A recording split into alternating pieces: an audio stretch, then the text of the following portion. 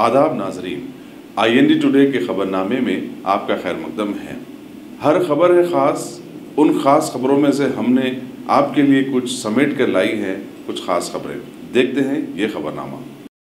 मरकज़ी बीजेपी हुकूमत की जानिब से मुल्क की मिल्लत इस्लामिया के आलानिया मुखालिफत में लाए जाने वाले कैब और NRC बिल्स के पास कर दिए जाने पर शहर हैदराबाद की मशहूर ज़माना तहरीक मुस्लिम शिब्बान के सदर मुश्ताक मलिक की सदारत में आज एक एहतजाजी इजलास मुनक़िद किया गया, जिसमें सैकड़ों जमातों के सदूर ने शिरकत की, जैसे जमात इस्लामी, जमीयतुल उलमा, जमीयत अहले हदीस के साथ साथ कई रज़ाकाराना तंजीमों के नुमाइंदों, सियासी, समाजी, मिली दानिशवरों, अकाबिरीन मिल्लत, मशाइखीन उज़्ज़ाम वगैरह ने शिरकत की।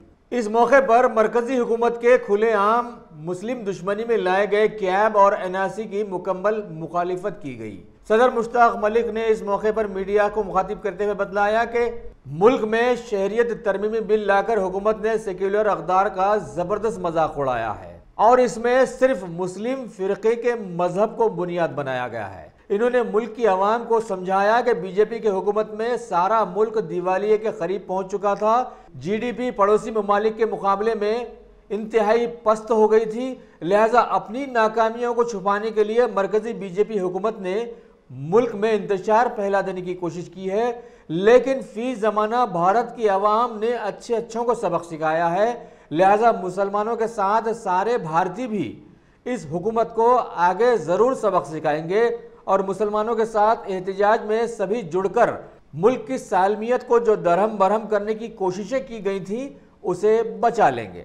आज तहरीक मुस्लिम शब्बान की जानिब से NRC और सिटीजन अमेंडमेंट बिल के खिलाफ शहर की तमाम जमातें, चाहे वो सियासी हो, मजहबी हो, मिल्ली हो, समाजी हो या फिर मिल्लत के मोतबर असहाब जो समझिए अपनी एक फिक्र और दानिशवाराना समझिए कि फिक्र रखते हैं, उन सब को आज समझिए कि इस इजलास में बुलाया गया, जिसमें जमीयतुल उलमा मौलाना महमूद मदनी ग्रुप, जमीयतुल उलमा मौलाना अरशद मदनी ग्रुप, जमात इस्लामी तेलंगाना के ये समझिए ये जमातों के तमाम अमीर और फिर जमीयत अहले हदीस के अमीर, जमीयत और वहदत इस्लामी के अमीर और शिया जाकिरीन की जानिब से हजरत मौलाना तकी रजा आबिदी साहब और शफीक़ुज़्ज़मा साबिक़ा IAS और जनाब मौलाना नसीरुद्दीन साहब, आबिद रसूल खान साहब, रहीमुल्लाह खान नियाजी साहब, मुफ्ती मौलाना महबूब शरीफ निज़ामी साहब, जाहिद साहब खादी बोर्ड विलेज चेयरमैन और जनाब अकबर हुसैन साहब माइनॉरिटी फाइनेंस कॉरपोरेशन के चेयरमैन और मुख्तलिफ मदारिस से दीनी मदारिस के जिम्मेदार मौलाना मुफ्ती अबरार साहब जामे दारुल हुदा और मुफ्ती अब्दुल फत्ताह साहब, SDPI से अब्दुल वारिस साहब और पॉपुलर फ्रंट की जानिब से आबिद साहब, नाजिमुद्दीन फारूकी साहब सलामा की तरफ से जो आसाम में NRC का काम कर रहे हैं, मुफ्ती नदीम साहब जो समझे कि TV डिबेट्स में भी आते हैं, हमारे करीमनगर से ताल्लुक़ रखते हैं, करीमनगर से जनाब ज़हूर खालिद साहब जो एजुकेशनिस्ट भी है और दलित मुस्लिम के लिए काम करते हैं, मुफ्ती गयास रहमानी साहब सदर जमीयतुल उलमा मौलाना अरशद मदनी ग्रुप, मौलाना शफीक जामई साहब जमीयत अहले हदीस और जनाब तारिक खादरी साहब, जनाब रफ़ीकुर रहमान साहब जनगांव और दूसरे समझी के मुख्तलिफ CPI और CPM आवाज से आवाज और इंसाफ के जनाब मन्नान साहब और सत्तार साहब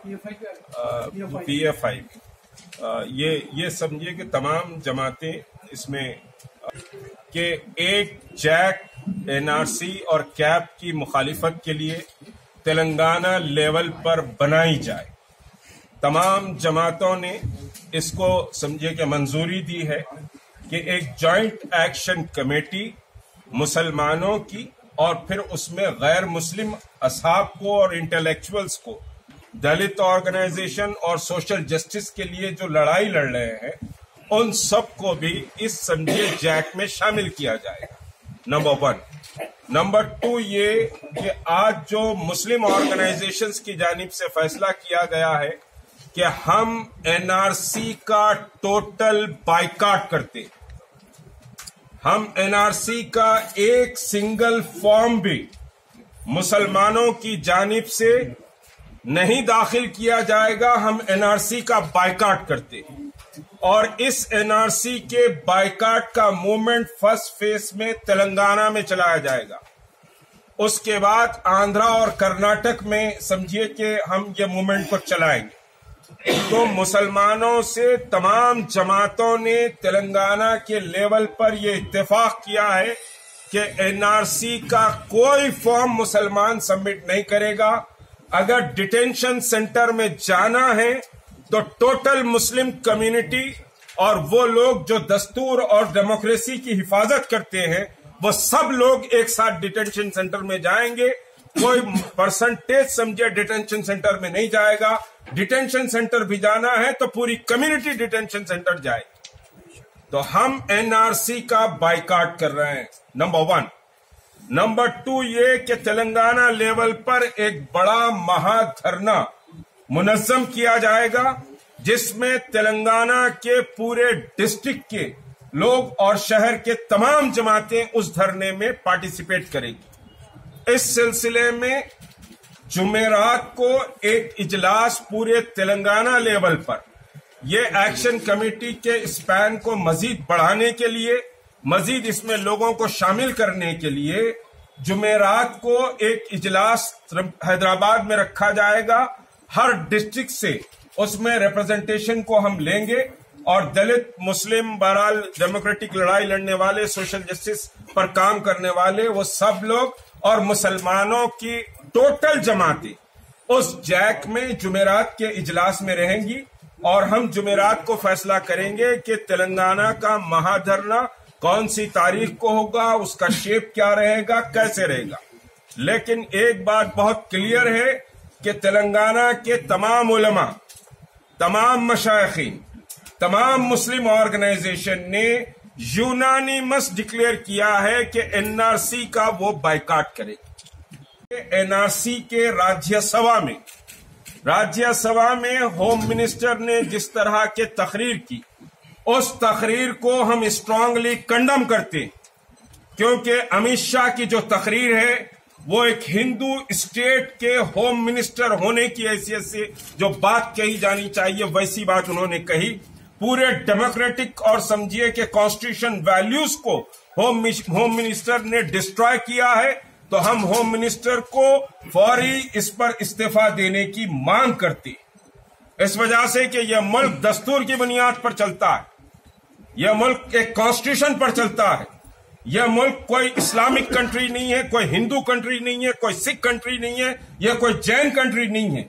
यह मुल्क तमाम मजहबों का एक हसीन गुलदस्ता है और इस गुलदस्ते पर हमको फख्र है। लेकिन इस फख्र को डिस्ट्रॉय किया होम मिनिस्टर ने। होम मिनिस्टर ने जो राज्यसभा में स्पीच की, वो स्पीच टोटली एक कम्युनल स्पीच है और होम मिनिस्टर की हैसियत से एक समझिए कि पार्लियामेंट के ऐवान में इस तरह की तकरीर करना फिरका परस्ती को हवा देने के बराबर है। और ये इमेज देने की कोशिश की जा रही है कि India is a Hindu country. India Hindu country नहीं है, इंडिया एक सेकुलर और डेमोक्रेटिक कंट्री। और इस हिंदुस्तान की आजादी के लिए आरएसएस ने या संघियों ने या अमित शाह की ऑर्गेनाइजेशन या अमित शाह और मोदी के खानदान ने कोई जिद्दोजहद नहीं की। इस मुल्क की आजादी के लिए मुसलमानों ने, सिखों ने, दलितों ने और तमाम वो लोग जो आज सेकुलरिज्म पर यकीन रखते हैं, उन्होंने जिद्दोजहद की। आरएसएस का या अमित शाह या मोदी का इस मुल्क की आजादी के लिए कोई कंट्रीब्यूशन नहीं है। और अमित शाह और समझिए कि मोदी गवर्नमेंट को यह इख्तियार नहीं है कि यहां हिंदुस्तान में रहने वाले हिंदुस्तानियों से हिंदुस्तान की शहरियत का सर्टिफिकेट पूछे। उनको यह इख्तियार नहीं है। हिंदुस्तान को आजाद हमने कराया है, उनको इख्तियार नहीं है कि हमसे शहरियत का सर्टिफिकेट पूछे। और यह मुल्क सेकुलरिज्म पर बाकी रहे, यह मुल्क मोहब्बत और ईसार और कुर्बानी के जज्बे के तहत बाकी रहे, तमाम मजाहिब और तमाम कम्युनिटीज मिलजुल कर रहे। यह हमारी तमन्ना और यह हमारा समझिए कि तड़प और यह हमारा मिशन होगा।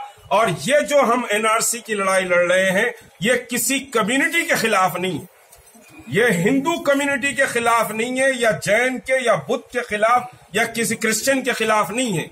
ये डेमोक्रेटिक वैल्यूज को बाकी रखने की लड़ाई है। इस लड़ाई में अल्लाह का करम है कि तमाम जमातें एक साथ ठहरी हुई हैं और एक हैदराबाद या तेलंगाना से एक ऐसी चिंगार निकलेगी जो पूरे मुल्क तक सुनी जाएगी। मैं मौलाना नसीरुद्दीन साहब से दरखास्त करता हूँ। इदारों, अंजुमनों, मदरसों और खानखाहों के लोग यहाँ जमा हुए और एनआरसी की भरपूर मुखालिफत करने का फैसला लिया गया।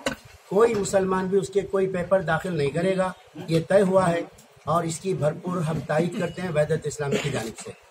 दूसरा है कि एक जॉइंट एक्शन कमेटी बनाई जाए। हमारे दिल की आवाज़ थी कि ये काम इनफरादी तौर पर जमातें न करें बल्कि सब मिलकर करें, उसको भी यहाँ मंजूरी दी गई।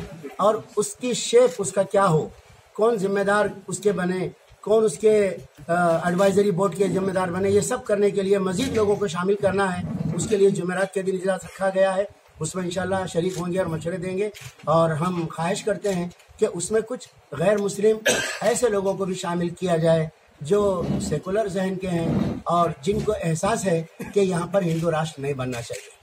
देखिए, आरएसएस 1925 से काम कर रही है और उन्होंने कुर्बानियाँ दी हैं। शादियाँ नहीं किए, घर नहीं बसाए, बच्चे नहीं पैदा किए, संस्था के लिए अपने काम करते रहे। नतीजे में आज उनको इतनी ताकत मिल गई है कि हर डिपार्टमेंट में उनके लोग मौजूद हैं। अदालत से लेकर पार्लियामेंट तक, पुलिस स्टेशन से लेकर तो असेंबली तक, हर जगह लोग बैठे हुए हैं। तो ऐसे लोगों का मुकाबला महज थोड़ी चीज़ से नहीं हो सकता, मुस्तकिल काम करना पड़ेगा। इसलिए मुस्तकिल काम करने के लिए भी एक लाएमल बनाने की ज़रूरत है। इंशाल्लाह वो भी बनाया जाएगा और जो यहाँ पर तय हुआ है उसमें हम ताउन करेंगे। और ख़ास बात यह है कि हम ये इसकी मुखालिफत क्यों कर रहे हैं, जबकि वो लोग कह रहे हैं कि साहब एनआरसी एक किसी के ख़िलाफ़ नहीं है, क्या किसी मुसलमानों के ख़िलाफ़ नहीं है। ये बोलने से तो कुछ नहीं चलता। हमारी शहरियत को सवाल करना, इसका मतलब ये है कि अगर हम उसका जवाब नहीं दे सके तो हमको कैद कर देना। बड़े बड़े डिटेंशन कैंप में हमको कैद करने का मतलब ये है हमारा घर छीन लेना, हमारी जायदाद छीन लेना, हमारी दौलत छीन लेना, हमको कैदी बना देना। ये सब चीज़ें अल्लाह की अमानतें हमारे पास, हम इसको नहीं छोड़ सकते। हमारे नबी की तालीम है कि एक सहाबी आए, उन्होंने पूछा, अल्लाह के रसूल, मेरे पास एक शख्स आता है और लड़कर मेरा माल छीनना चाहता है, मैं क्या करूं? फरमाया, उसे अपना माल मत दो। फिर वो मुझसे लड़ता है तो क्या करूं? तुम भी लड़ो, अगर वो मुझे मार दे तो तुम जन्नत में जाओगे, अगर मैं उसे मार दूं तो वो जहन्नम में जाएगा। इससे मालूम हुआ अपने जान, माल, इज्जत, आबरू, दीन, ईमान बचाना ये शरई जिम्मेदारी है। और एनआरसी हमारे सब चीज़ें छीन लेना चाहता है। इसलिए हम इसके खिलाफ पहले तो हम एहतजाज के लिए माहौल बना रहे हैं, उसके बाद मुजाहिमत का भी मरहला आएगा और उसके बाद दूसरे मरहले भी आ सकते हैं। हम सब उसके लिए तैयार हैं। क्यों? जान तो आनी जानी है, लेकिन ये जान हक पे जाए, ये जान हम गुलाम बन के जिंदा रहना नहीं चाहते। हम इजलास की तरफ से हम उन तमाम 14 मुस्लिम एमपीज जिन्होंने तायद की इस बिल की, ये बड़ी बदबख्ती की बात है कि इस बिल की तायद की गई है। ये बिल जो है, हालांकि सीएबी बिल जो है हिंदुस्तानी शहरियों को कुछ इफेक्ट नहीं करेगा, लेकिन आने वाली जो तैयारी है एनआरसी, कॉमन सिविल कोड, ये तमाम चीजों पे उसके लिए एक राय अमल है। तो वो 14 मुस्लिम एमपीज का भी हम चाहते हैं कि उनका सोशल समाजी बाइकाट किया जाए, सोशल बाइकाट किया जाए। मजम्मत करते हैं। कुल जमाती इजलास बुलाया गया था, सियासी और गैर सियासी तंजीमें सभी आए। मजलिस बचाओ तहरीक की तरफ से जो 4 करारदाद मंजूर की गई है कि एनआरसी बिल का बाइकाट किया जाए, कानूनी इसके अंदर सुप्रीम कोर्ट से कैसे रुजू हो जाए और जॉइंट एक्शन कमेटी बनाई जाए और एहतजाज किया जाए इसके खिलाफ में। इन तमाम चारों तजावीज़ के लिए मजलिस बचाओ तहरीक हम साथ हैं। दूसरी चीज़ ये है कि यहाँ पर सबसे बड़े अफसोस की बात है कि जो आंध्र प्रदेश के चीफ मिनिस्टर राजशेखर रेड्डी के बेटे जगन मोहन रेड्डी ने जो उनके वालिद जो सेकुलर एक क्रेडेंशियल के आदमी थे उसको तोड़ते हुए YSRCP ने जो तायीद की है, बड़ा दुख का इजहार है। तो वहां पर भी उन पर भी हम प्रेशर डालने के लिए तमाम तंजीमें कोशिश करेंगे ताकि आइंदा ये गलती उनसे ना हो। दूसरी चीज जो TRS की तरफ से इस बिल की मुखालिफत की गई है, हम उनका शुक्रिया अदा करते हैं और उनसे गुजारिश करते हैं कि जिस तरीके से बंगाल में और दीगर रियासतों में इस बिल का बायकाट का ऐलान किया गया है, असेंबली का एक इजलास बुलाकर चीफ मिनिस्टर KCR साहब भी उस पर अमल करें तो बहुत अच्छा होगा। शुक्रिया। तो कैब एक समझिए कि NRC के लिए कैब है। NRC के सहारे से, कैब के सहारे से लोगों को, इंडियन मुस्लिम को डायरेक्ट टारगेट करके आप बाहर करना चाह रहे हैं। तो कैब को दिख रहा है कि कैब बांग्लादेश, पाकिस्तान और आपके अफगानिस्तान की बात कर रहे हैं, लेकिन बेसिकली बात यह है कि आप उस कैब के जरिए सबको नेशनलिटी दे रहे हैं। हम ये नहीं कह रहे कि पाकिस्तानी को नेशनलिटी दो, हम ये बोल रहे हैं कि आप हिंदुस्तान में, I am son of the soil, मैं इंडिया में पैदा हुआ हूं, तो मुझे कोई जरूरत नहीं है आपको प्रूफ देने की कि साहब मैं इंडिया में पैदा हुआ हूं या मैं इंडियन हूं। आपको अगर शक है तो मुझको नोटिस दीजिए, मैं जवाब दूंगा। तो उसी तरह मुसलमान NRC का बाइकाट करें और कैब की सख्त मुखालिफत करें। इसमें एक और एक चीज ये है कि बीजेपी जो है जब से इख्तिदार पर आई, और खास तौर पर आसाम का आप अगर ये लेंगे, जो NRC आसाम में आई तो इनका वादा था कि कभी बोलते थे कि 25 करोड़ गैर मुल्की लोग हिंदुस्तान में मुसलमान हैं खास तौर पे, और मुश्ताक भाई जो इजलास में बोले कि कुछ यहाँ से एक डेलीगेशन गया था तो अमित शाह ने ये बोला कि तकरीबन 25 करोड़ मुसलमान गैर मुल्की है हिंदुस्तान में। तो ये खोदा 6 करोड़, तो खोदा पहाड़ निकला चुहा। जब NRC बिल आई जो सुप्रीम कोर्ट के ऑब्जर्वेशन में जो की गई, तो उसमें जो है कि सिर्फ 18 लाख ऐसे लोग हैं जो जिनके पास सिटीजनशिप के डॉक्यूमेंट्स नहीं है, जिसमें से 11 लाख गैर मुस्लिम है उसमें, और 4 लाख ऐसे हैं जिनका कोई ना कोई अफराद खानदान ऑलरेडी उसमें लिस्ट में है। तो बीजेपी बौखलाहट का शिकार होके ये कैप लेकर आई जल्दबाजी में, वो 11 लाख गैर मुस्लिम जो है उनको शहरियत देने के लिए। तो ये जो कैप लाई इसलिए वो जल्दबाजी में लाई। अब ये लोग फिर करेंगे कि कल के दिन NRC लाएंगे, लाके बोल देंगे कि स्टेट में इतने गैर मुल्की है, फिर हम जाके उसके अंदर शरणार्थी बनना हम। तो इसलिए कैप की मुखालिफत की जा रही है कि आइंदा NRC इम्प्लीमेंट ना हो, हम इसलिए कैप की मुखालिफत।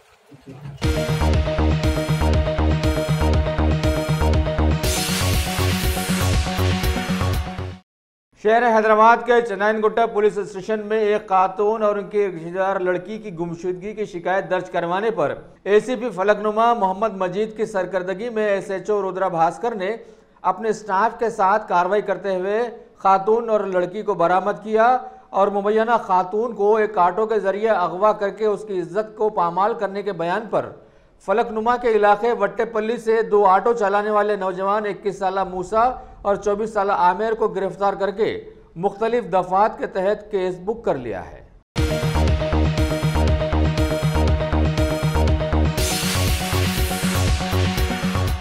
गाजी kidney centre and multi speciality hospital, गुर्दे और बवासीर के इलाज का 40 साल मशहूर हॉस्पिटल, जहां हजारों पेशेंट्स क्योर हो चुके हैं। Doctor Hussaini international national award winner और दूसरे डॉक्टर्स और लेडी डॉक्टर्स की जेर खिदमत गुर्दे के तमाम अमराज का मुकम्मल ट्रीटमेंट किया जा रहा है। गुर्दे फेल हो चुके हों, डायलिसिस करवा रहे हों, याद रखिए डायलिसिस कोई इलाज नहीं, इससे 1% भी गुर्दे रिकवर नहीं होते। हाँ, डायलिसिस टेम्पररी रिलीफ दे सकता है, लेकिन हमारे ट्रीटमेंट से गुर्दे फिर से फंक्शन में आ सकते हैं। गुर्दे श्रिंक हो गए हों या सिस्ट हो, गुर्दे की पथरी हो, कैसी भी गुर्दे की तकलीफ हो, या पाइल्स यानी बवासीर, चाहे ब्लीडिंग हो या कोम, बगैर ऑपरेशन मुकम्मल क्योर ट्रीटमेंट का एक ही centre Ghazi kidney centre, DLRL main road, opposite Vikas high school, Chandrayan Gutta, Hyderabad. Cell 9966930824 या 9391326261।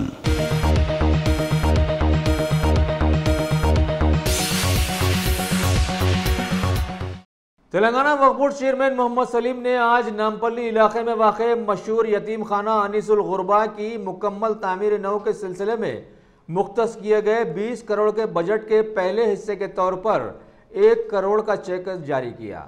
CM KCR ने यतीम खाने की तामीरात का संग बुनियाद रखा था। इस मौके पर मोहम्मद सलीम ने अवाम को समझाने की कोशिश की कि TRS हुकूमत के दौर में गरीब गुरबा का बेहतरीन ख्याल रखा जा रहा है। ख़ास तौर पर अक़लियतों के लिए कई तरक्याती स्कीमात लाई गई हैं। इन्होंने आगे तामीराती अहदेदारों को काम जल्द से जल्द मुकम्मल करने पर जोर भी दिया।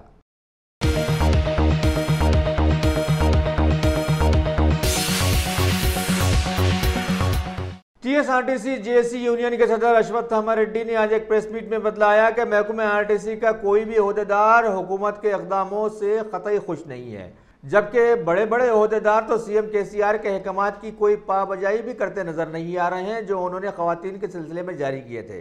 इन्होंने हुकूमत पर इस मौके पर दबाव डाला कि जमहूरी मुल्क में हर तरफ इंतखाबात की अहमियत होती है और अक्सरियत की राय को कबूल किया जाता है, लिहाजा RTC महकमे में भी ऐसा ही होना चाहिए। पड़ोसी रियासत कर्नाटक में हुकूमत की 7000 बसें चलती हैं और कोई तनाज़ा अभी तक कहीं नजर नहीं आया है, लेकिन तेलंगाना में हुकूमत 3500 बसेस को रद्द करने पर तुली हुई है, जबकि हुकूमत को इनसे आमदनी भी होती है।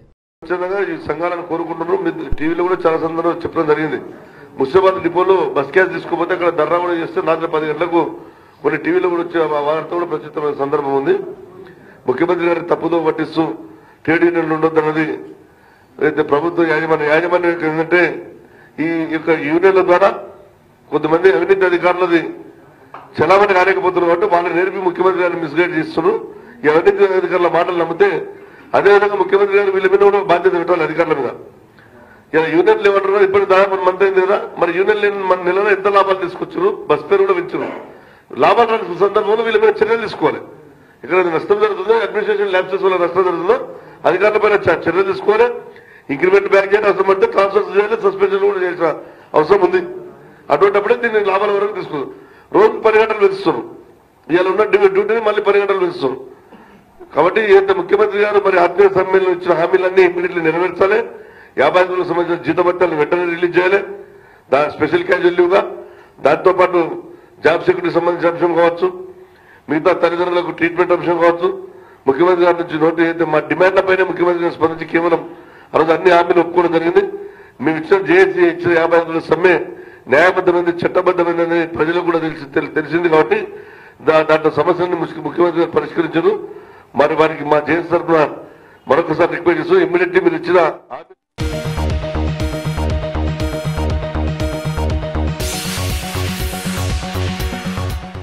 हैदराबाद के मशहूर तेलुगु अखबार ईनाडू की एडिटरशिप से रामोजी राव अब हट गए हैं। उनकी जगह नए editor, printer, publisher M Nageswara Rao ने चार्ज संभाला है। दुनिया सहाफत में बेहतरीन कारकर्दगी की बुनियाद पर पद्म विभूषण के अवार्ड से नवाजे जाने वाले ईनाडू के फाउंडर रामोजी राव ने बतलाया कि आगे इस अखबार के निगरानकार की हैसियत से वो सहाफत से जुड़े रहेंगे।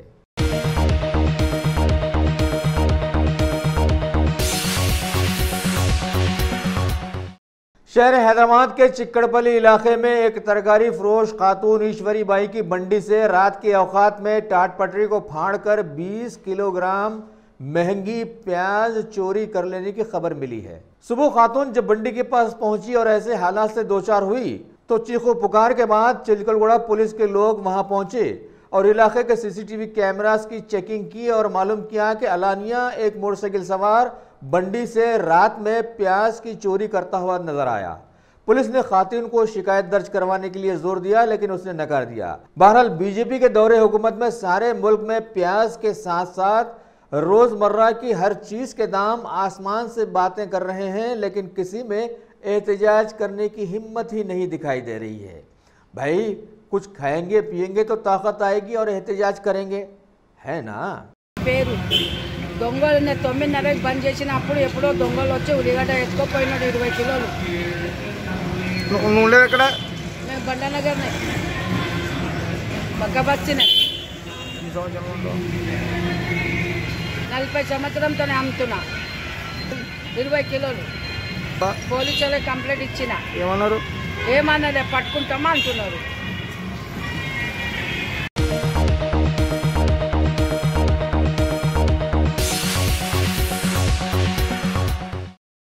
Top selection computers. अगर आप टेक्नोलॉजी के दौर में रहते हुए टेक्नोलॉजी से दूर हैं तो सोचिए मत, आइए एक बार खिदमत का मौका दीजिए। हमारे यहाँ branded computers Dell, HP, Lenovo, laptop accessories उम्दा क्वालिटी निहायती वाजबी दाम पर दस्तयाब है। स्कूल, कॉलेज, कॉर्पोरेट, ऑफिस वगैरह में बल्क क्वांटिटी में सप्लाई की जाती है। इसके साथ साथ हमारे यहाँ माहिर टेक्नीशियंस की निगरानी में रिपेयर की सहूलत भी मौजूद है। अगर आप अपने घर, दुकान, सोसाइटी, स्कूल वगैरह को सेफ और क्राइम फ्री बनाना चाहते हो तो इंस्टॉल कीजिए CCTV कैमरा जो HD क्लियरिटी के साथ दस्तयाब है। गुज़िश्ता 10 साल से मुल्क भर में अपनी इन तमाम खिदमात को जारी रखते हुए आपके एतमाद को बरकरार रखने वाला नाम top selection computers, Vijayanagar colony beside Riyan hotel Hyderabad. Director Syed Rashid Ali. Phone 9849715954। Top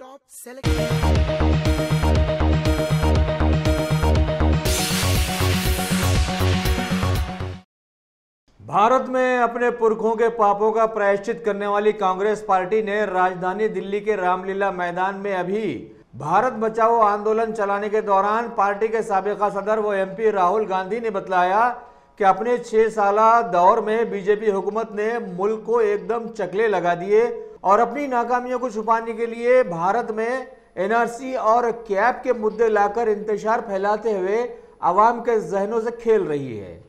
मुल्क की ऊपरी रियासतें और वेस्ट बंगाल अभी अंगारा बन गई हैं और बाकी बच्चे हिस्से रेप इन इंडिया बन गए हैं। ऐसे माहौल में इनसे अपने इस बयान पर माफी तलब करने वालों को इन्होंने बतलाया कि वो सावरकर नहीं है कि जो माफी मांगेंगे वो सारे मुल्क की आवाम तक कड़वी सच्चाइयां पहुंचाकर ही दम लेंगे। सोनिया गांधी जी,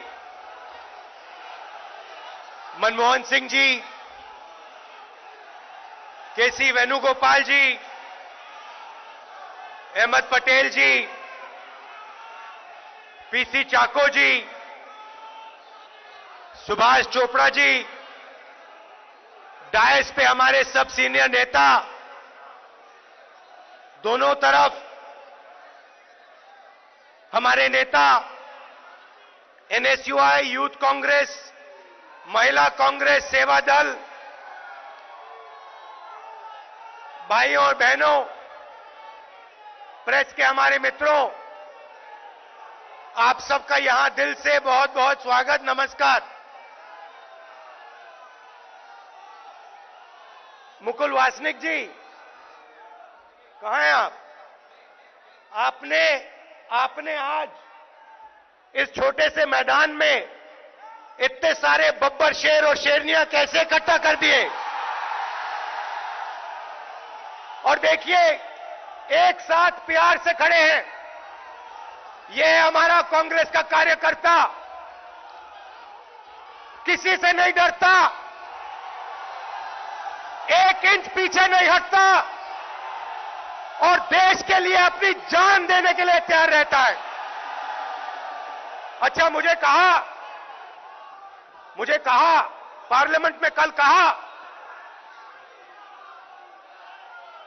राहुल जी सुनिए, पार्लियामेंट में कल कहा बीजेपी के लोगों ने, आपने भाषण दिया, भाषण के लिए माफी दीजिए। मुझे कहते हैं सही बात बोलने के लिए माफी बोलूं, माफी मांगूं। भाइयों और बहनों, मेरा नाम राहुल सावरकर नहीं है, मेरा नाम राहुल गांधी है। मैं सच्चाई के लिए कभी माफी नहीं मांगूंगा, मर जाऊंगा मगर माफी नहीं मांगूंगा, और ना कोई कांग्रेस वाला माफी मांगेगा।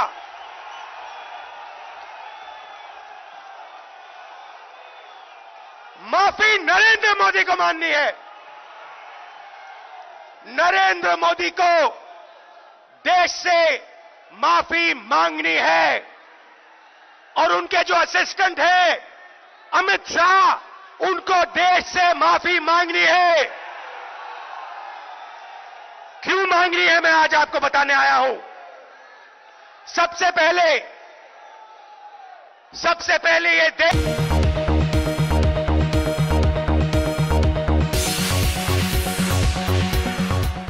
अगर आपने हमारे चैनल को सब्सक्राइब नहीं किया है तो आपको यहाँ सब्सक्राइब बटन दिख रहा है, उसे क्लिक करिए और सब्सक्राइब कीजिए, और साथ ही साथ बेल आइकॉन को भी क्लिक करिएगा, जिससे कि आपको ताज़ा अपडेट मिलते रहें।